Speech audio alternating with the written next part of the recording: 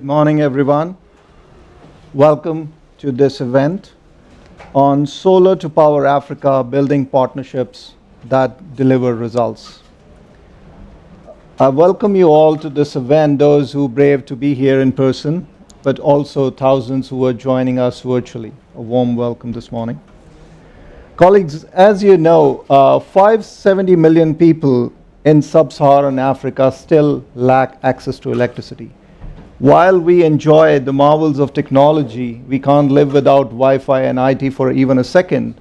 They struggle with the basic access to electricity.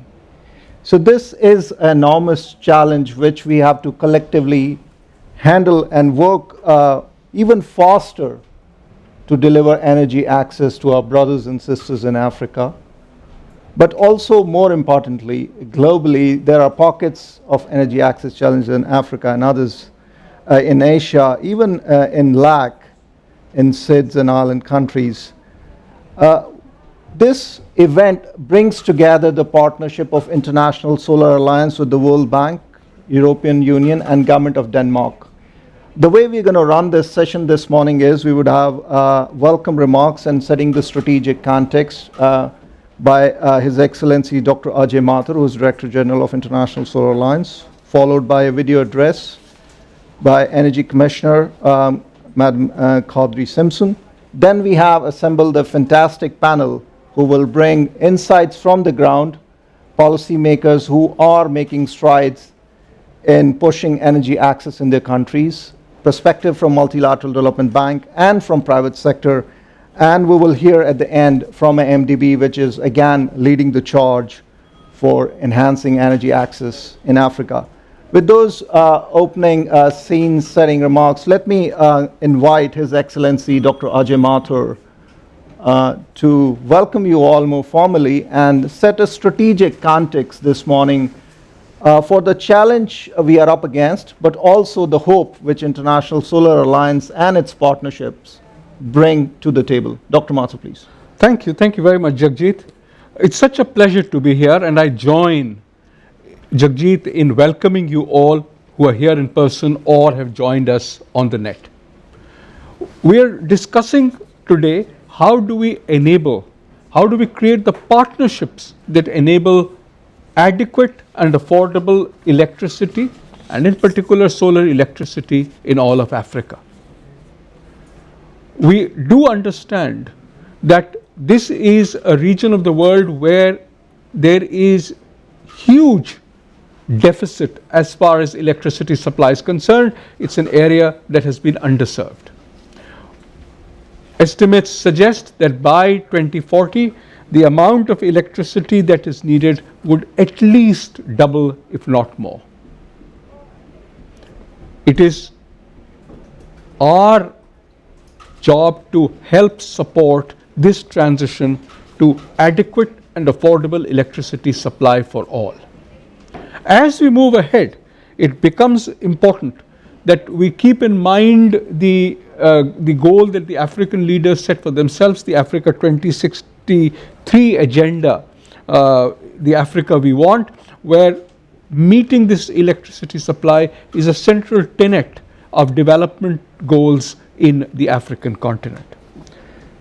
Now, as a continent, Africa has 1,000 times larger potential for renewable energy than, and this is all from existing technologies, than the projected demand for electricity in 2040. And this demand in 2040 is, the point I want to leave you with is that even with current technologies, we can meet a far greater degree of electricity in the African continent than is met today or would be needed in 2040. This obviously implies that both on the energy efficiency side as well as on the renewable energy supply side, we need to ensure access, we need to ensure investments, we need to ensure that electricity flows to the people who ultimately need it. Now, this obviously means there's a combination of political will, there's a combination of attractive investment environment and a policy approach that fully reaps the benefits of clean energy to all. You know, at the end of the day, if electricity is not adequately available, what happens? People use electricity inefficiently, and people also at the same time secure its capitalization by the next COP, so that when we go to African COP, we would have some goodies to take for our brothers and sisters in Africa in terms of this $1 billion risk mitigation facility, with the hope of providing money directly to private sector in partnership with the bank, World Bank, in partnership with the European Investment Bank, African Development Bank, European Commission, its development financing institutions, and others. Guys, now you heard enough from me. Let's hear from the real practitioners on the ground, and we have a stellar panel. Let me begin by inviting Dr. Mariama Sido from Niger. She is the director of Niger's National Agency for Solar Energy, ENERSOL, and this is the government agency leading deployment of solar energy in Niger. Madam Sido, welcome to this panel. Niger's electrification rate is 20%, but your government has embarked on a very ambitious national electrification strategy. So what we want to know is how you plan to implement such ambitious strategy, what your agency perceives solar energy applications as a solution in this regard, and given that you lead the solar agency, we want to hear your personal experiences in driving this agenda. And at the end, I'll come back to you in terms of what your expectations are from the international community in supporting Niger in these electrifications effort. But over to you, Dr. Sido. Apologies here. Before you start, I wanted to ask whether the translators will be able to translate when Dr. Sido talks sentence by sentence, because it seems that simultaneous translation is not working. It should be possible. I'm looking at my colleagues from the technical team.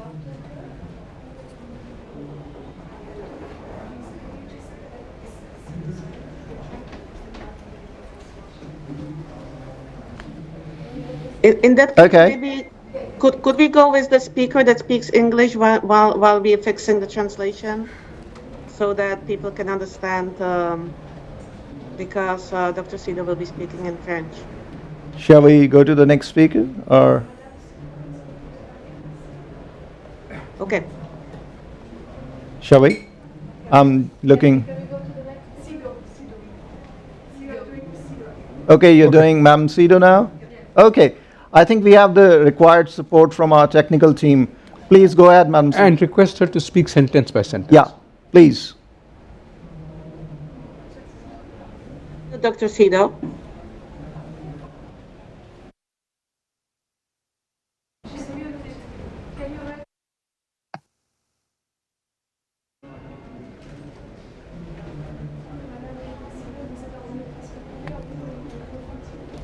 Madam Sido, you are muted. Works now. Yes. Thank you very much. Je salue l'organisation de cet important événement et vous remercie pour m'avoir convié à cet important panel. Je voudrais aussi adresser mes remerciements aux différents bailleurs qui nous accompagnent au Niger, notamment l'AFD, la Banque mondiale et son programme ESMAP, la Banque africaine de développement, etc. Alors, à la question comment le déploiement de la technologie solaire peut accélérer l'effort d'électrification, je dirais que pour le cas du Niger, le gouvernement a fait de l'accès à l'énergie l'un des principaux catalyseurs de sa stratégie de développement durable et sa croissance inclusive.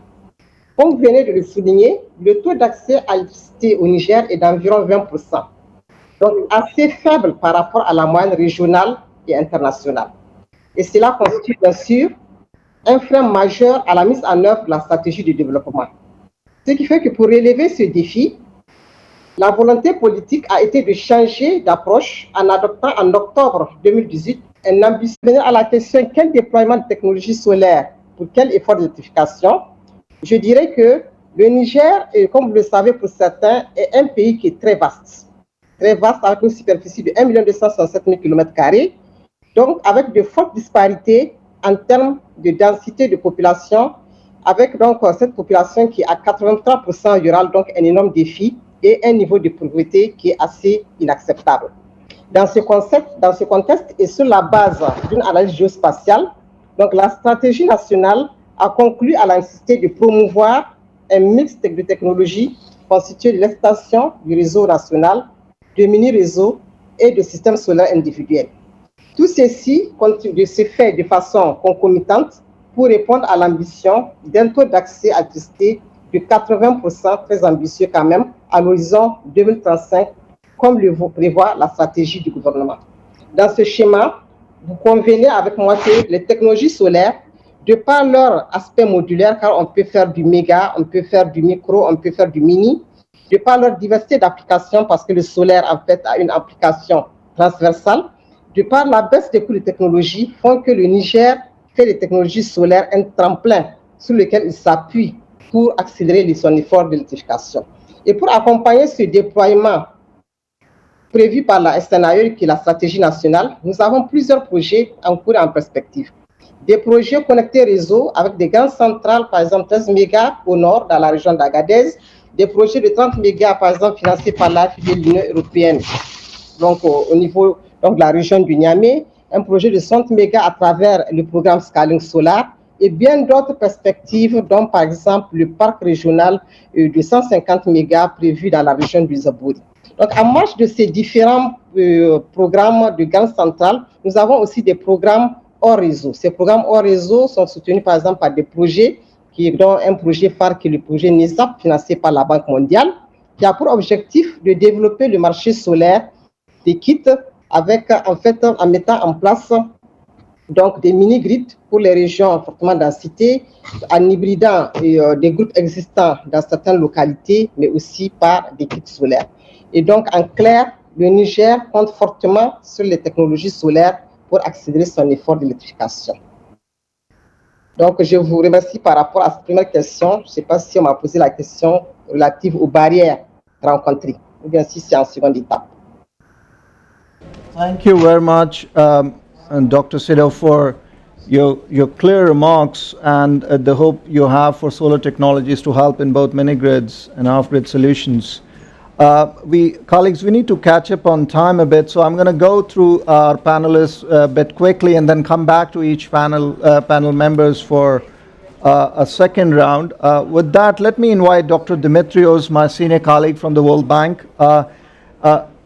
ESMAP in the World Bank has decades of experience in supporting its client countries put together electrification programs and subsequently providing funding to implement such programs.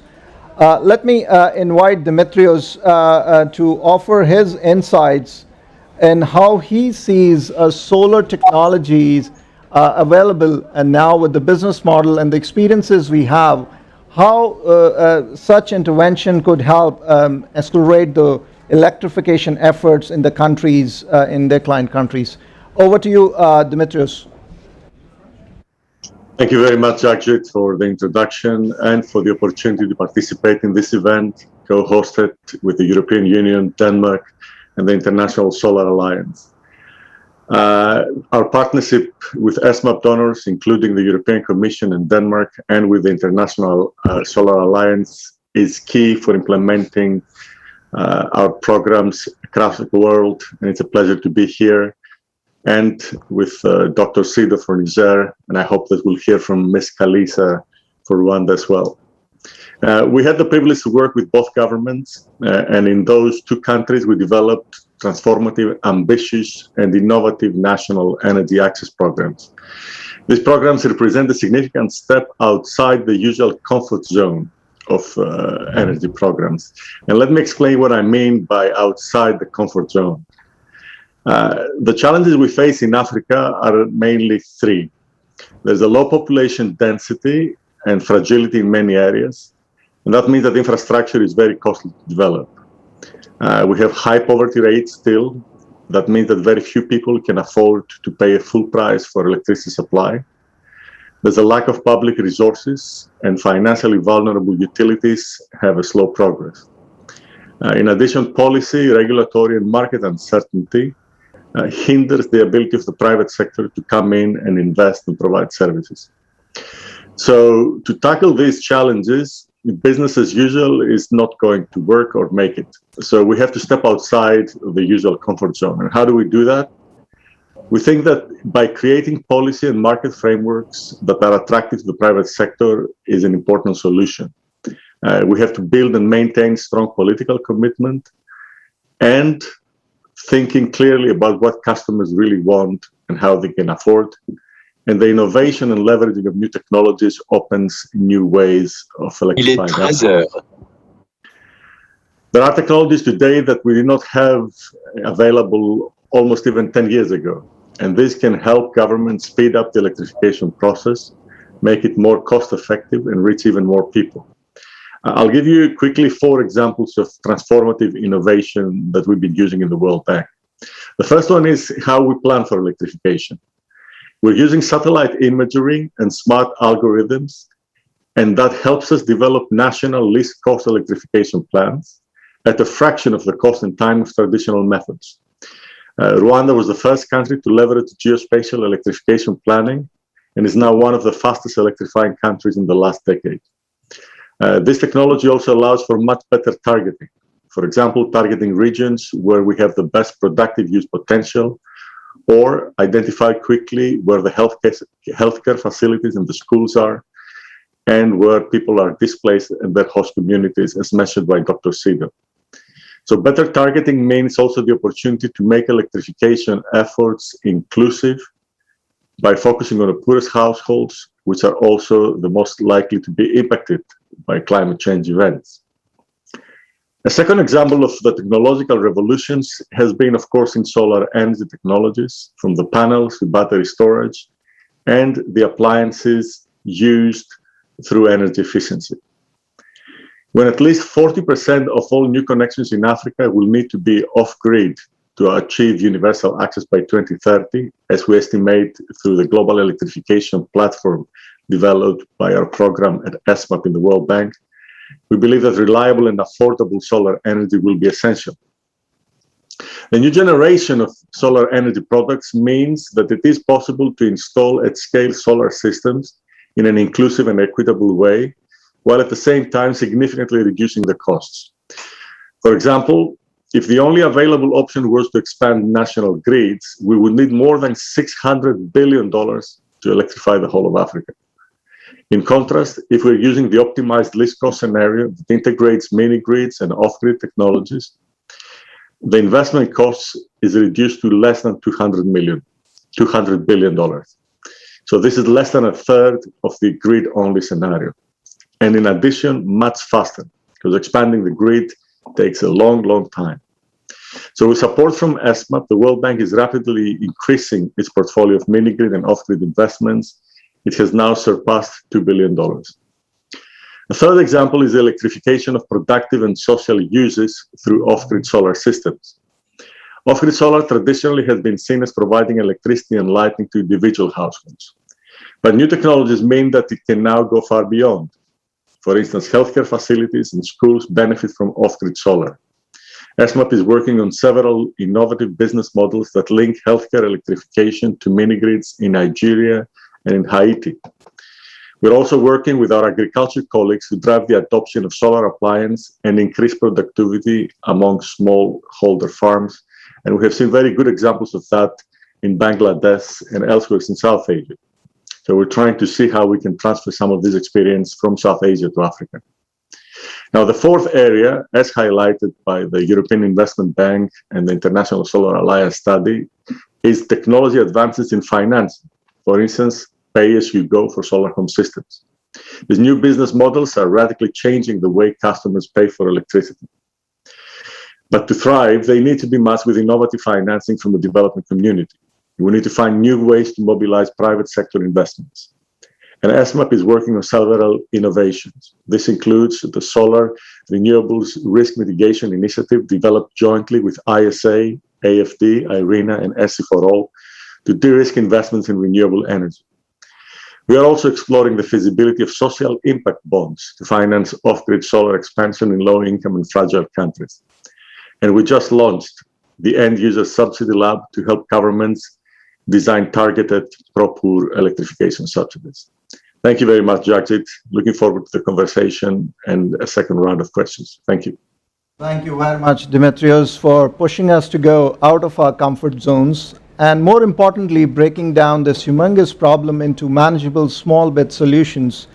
And thank you very much again for offering us various solutions which ESMAP and the World Bank is bringing on the table to help us solve this problem, not just for producing electricity, but also for productive uses in various sectors starting, and which is more important as we do COVID response in the health sector, but also how we improve productivity in agriculture sector and beyond. So these insights and offers of solutions are very much appreciated, and that's what we need at this stage to push the boundaries. Thank you very much, Dimitrios. With that, let me invite Ms. Peace Kalisa. She is the Donor Coordination Officer leading Energy Sector-Wide Approach, ESWAP Secretariat at Ministry of Infrastructure of Rwanda. Colleagues, as you know, Rwanda has made tremendous progress in increasing the electrification rates from 11 to 54% in the past decade. So what we want to hear from you, Ms. Kalisa, is what has been the success? What was your secret formula to drive these impressive electrification rates? How did you bring all the stakeholders? What did you learn from these successes which you could share with other countries in the region and beyond? And do you think you could maintain this pace to bring 100% electrifications? What challenges you see? And what do you need from partners like the World Bank, International Solar Alliance, European Commission, and European Investment Bank, and others and others? Over to you. Sebastian. Well, Dimitri has mentioned most of them, and because most of the support we got was from World Bank, and one of it is what he mentioned on the planning part. This has been a key role in our electrification efforts, whereby we have areas that are demarcated for grid and off-grid. This has helped us in the sense cost planning is that we've been able to tell, as Dimitri, I hope I'm pronouncing your name right, mentioned, we're able to tell which vulnerable communities are there. And the beauty of it is that we also have a classification of our households. Each household the financial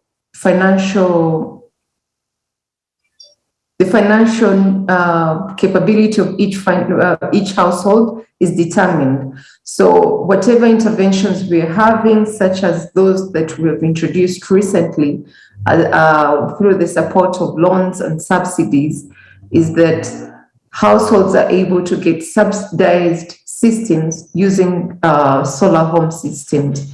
First of all, for grid, because it's expensive or the grid is not yet there, then the solution we saw is that they can use solar home systems. And these have been of great use and have attributed to the increased access. I didn't mention that with the were able to achieve at least, we were able to demarcate at least 52% allocated to the grid and then 48% to off-grid. And of these, much as our rate, I think our rate is currently from last month was at 65%. This has been supported by both public support, that's through government, and private sector has played a very big role. And solar resource is what has really helped us in achieving this target. The other effort that government has used is awareness campaigns. Of course, this from 2007 to 2016-17, people did not think they could use solar. But through continuous awareness campaigns, we were able to convince people that these solar home systems can actually provide similar a similar service, just like the grid electricity, because there's a belief that grid electricity provides more support. But as indicated, technology advancement has come in, and most households can be able to can get similar service like they would have had for grid connection. Then what challenges did we meet? Of course, we have met challenges of where there's been, I think Dimitri mentioned the innovative technological methods that the private sector has used. And this, like the pay-as-you-go, has facilitated in the increase of electrification. However, we also met challenges of affordability. So this affordability issue was a very big issue, very big challenge. But along the way, we were able to secure financing, and we restructured one of the programs, which is supported by the CIF, and were able to get at least $15 million from the ESREP fund. And this is being used as an RBF-based subsidy, and this has really been very instrumental in addressing the affordability issue. Another challenge, of course, is the COVID-19. But now that it's subsidizing, we've seen an improvement over the last 3 months. There's been a tremendous improvement of over 100,000 connections within the 3 months. But for the last year and before the last 3 months, the performance was poor because of the travel restrictions and all the SOPs that have to be abide by, and this has affected, of course, the revenues of these companies too, at least for the solar home systems, because they have to go to the households, and there were restrictions because of the COVID issue anyway. Then we also we addressed, of course, the key issue was on understanding. This understanding is improving with time, and we're seeing more uptake of solar home systems because they were not equating it to the same service that they would have gotten for the grid. But with awareness campaigns through the support of donors, different donors, including World Bank, which is currently supporting us. We have the GIZ, we have the Enabel program, that's the Belgium funded program, where we were able to have mass awareness campaigns before COVID, but we are now resuming these awareness campaigns. So mainly with the challenges, basically the key challenges other than COVID and the level of understanding for the beneficiaries, the main challenge has been beneficiary affordability, which increases the default, and this is what we have really tried to address. The other issue is that even when we introduced this, the fund that I've indicated of from the CIF that is managed by the World Bank, we also challenged that the financial institutions, and I'm happy that Dimitri indicated some of the financing facilities that you're setting up, probably some of the facilities that we need to set up, and I think you indicated something on the report that you carried out. I'll need to review it because unfortunately we don't have it, but I'll follow up and see that report. We think also there's need for additional support to the financial institutions, say like providing guarantees so that this default rate can go down, and they can also be able to accept proposals from private sector, because what I want to tell you is that private sector has been a very key player in our electrification efforts. What role? I'll come back to you, but you have shared very interesting insights on how you encountered and overcome the challenges, whether these were financing challenges, whether these were pushing the awareness around the solar technology applications, and also how you tackled COVID crisis, where the collection rates were going down because of COVID restrictions and all, but you still, with stakeholders, with the support of partners, you managed to move forward successfully. So kudos to your efforts. You know, as the title of this event is Building Partnership That Deliver Results, you know, we could certainly confirm that your partnership with the World Bank and other international organizations like GMT and others have certainly delivered. So, you know, a two-hander for that. You also mentioned that private sector has played a key role in what you've been able to achieve in your country. Let's hear from a private sector player. Let's hear from Mete, who is the Director of Global Affairs at Solar Power Europe. Mete, you bring together this coalition of various private sector players focusing on solar from Europe who invest across the globe, but also hugely in Africa. What have been your experiences investing through these coalition of members of yours in Africa? How do you see you could do more? What are the challenges and what solutions you bring on the table? Over to you, Mete. Thank you very much, and thank you very much for inviting us to speak in this important event. And indeed, let me say a few words about Solar Power Europe, which is the association that brings together the solar industry in Europe. We're based in Brussels. We do a lot of policy advocacy in Europe, but we also have an important arm that is dedicated to international cooperation. And of course, one of the focus regions of this emerging markets workstream that we have is Africa. So we have more than 260 members. Covering the entire solar value chain, including important developers, utilities that invest in Africa as well. And we've been looking at Africa, and we've been partnering with organizations from Africa, including also international organizations like the European Commission, IRENA, the International Solar Alliance, to promote the energy transition in Africa, and in particular solar, of course. But let me first offer some insights into the size of the solar market in Africa, because we have a market intelligence team that publishes the global market outlook for solar power every year, which can be downloaded from our website. And this year we had a dedicated chapter on off-grid solar, and last year we had a dedicated chapter on sub-Saharan Africa, so for those of you who are interested in that. And so where is solar in Africa today? At the end of 2020, there were 8.5 gigawatt of solar installed in Africa, and so more than half of it was installed in the past 2 years. So this shows an accelerating trend. Basically, 10 years ago there was almost nothing.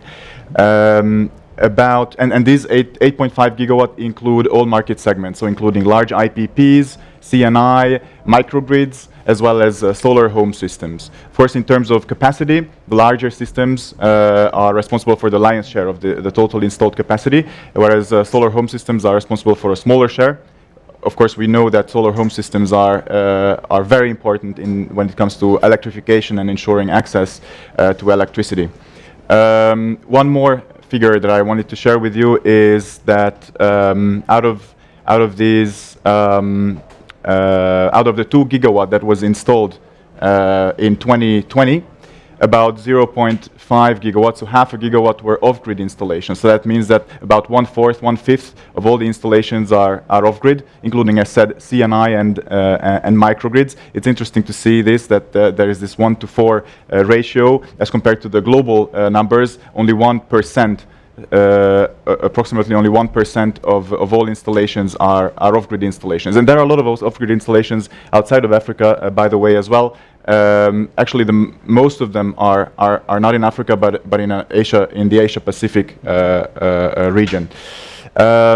We always do scenarios as well when we do our market intelligence, and we see that what we projected for Africa for the next 5 years is that as per business as usual, Africa could add about 25 gigawatt of solar in the next 5 years. So that's about a 400% increase.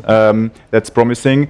But according to our high scenario, it could be even 40 gigawatt. So that would be an even more significant increase. And of course, the high scenario means very good framework conditions, very good support instruments, that need to be taken, need to be put in place by governments and by international organizations. So that's why it's very good to see that the governments and international organizations such as the ISA, World Bank, etc., are working on this. And of course, we're aware of this because we cooperate closely with all these organizations, and we also support and are involved in some of the activities. I'll tell you a bit later about that. So what do we need to get closer to the 40 gigawatt, to the high scenario? I think that's what we really have to look at. Of course, we need financing. That's very important. And actually, I read an article in the Spiegel, the German newspaper, saying that what Africa needs is first and foremost money. And yes,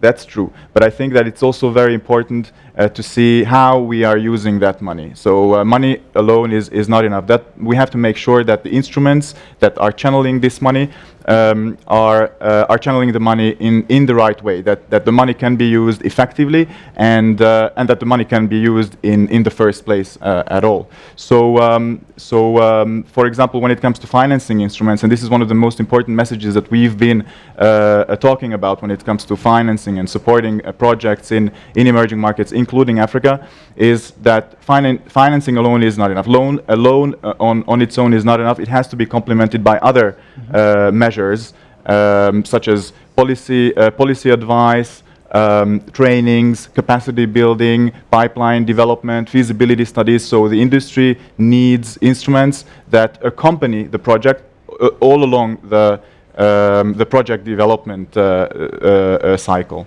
In addition to this, of course, de-risking is very important as well, and many of the speakers, including Dr. Matur, mentioned that you're working on de-risking instruments, and we also know that the European Commission is also working on this as part of the EFSD Plus initiative, and the industry is very much looking forward to seeing the outcome of this work, and to see what the EGRE, the European Guarantee for Renewable Energy, will look like. By the way, we as Solar Europe, we submitted a list of recommendations to the European Commission about that, and so that could really help to use the money that is already out there, de-risk the investment, and then help us to use the money. In addition to this, I also wanted to say what we are doing. So we are working with programs, for example, such as Get Invest, which is a European program funded by the European Commission and some member states of the European Union to mobilize renewable energy investment, mainly in Africa. And Solar Power Europe is a partner of this program. So as part of this cooperation, for example, we support, we work with renewable energy associations in Africa and in other parts of the world, and I think this is my last message that associations need to play a key role in emerging markets in Africa, and associations need to be supported. So this is also an important message and ask of Solar Power Europe, that international organizations should also look at these business associations, because they really play a key role in enabling the energy transition and in creating the right regulatory framework in their countries. Thank you very much, Mete, for those very optimistic and positive messages. Your analytics and advisory is certainly a valuable addition on the table as we try to solve this problem. We certainly need associations like yours and others who channel this private sector views to policymakers. So thank you very much. This, colleagues, bring us to the end of this panel discussion. Let me invite my colleague, Hendrik from European Investment Banks, to offer his closing remarks. And Hendrik, if you could very briefly also update how you're taking forward the EIB study, which we did together in terms of putting together financing packages for member countries. Over to you, Hendrik, for your closing remarks. Yes, thank you very much, Sajid. First, I would like to thank the organizers of the event, European Commission, International Solar Alliance, World Bank, and the government of Denmark, and of course the panelists and the moderator for the excellent event. It's an honor to address you with some closing remarks on behalf of EIB. And also let me try to be quick, because you will run out of time. I mean, from the contributions, it has been clear that off-grid solar plays a major role in closing the energy access gap, as about 40% of the currently unelectrified can most realistically hope to be electrified in the near term by distributed PV systems. And then there are PV mini grids and also grid-tied renewables, of course, that also play a major role. So the role of PV is clear. At the same time, it's unfortunately also not a doubt that we are currently not on track to achieve SDG 7, the universal energy access for all. And so in that context, the panel discussion has been very important, as it brought up a lot of different approaches and ideas how to advance this lacking agenda. So we've heard about the ambitious electrification plans and the essential role of PV in Niger, the promises of new technologies in planning, but also on the ground in electrifying, as outlined by ESMAP. And we've seen what impressive results can come about in a relatively quick time, as shown in the example of Rwanda. Now, from those contributions, there is probably some reasons for cautious optimism, but at the same time, there are these persistent challenges. So the required progress will not happen by itself, and it has also left quite a few unelectrified segments, big segments, 500 million in sub-Saharan Africa alone, outside for the time being. And it's in this context that we have undertaken the work that Jagjit and others have mentioned, together with the International Solar Alliance and Dahlberg, looking at typologies of underserved markets with a view to develop blended finance approaches to unlock electrification in those segments that are difficult to serve due to the challenges that were just outlined by the colleague from ESMAP, low density, low affordability. In that context, International Solar Alliance and EIB have conducted this work to put together those coordinated approaches which are needed, coordinated between the relevant partners, in order to bring together all that has also been just now mentioned by the colleague from Solar Power Europe. It's not just the money, it's to have the right de-risking instruments, affordability gap financing, and in particular demand-side subsidies have come out in that work as a crucial element, and it's also an element that World Bank, we and others are working quite intensively on at the moment to bring these blended financial resources in order to allow private sector and other players to make a segment addressable.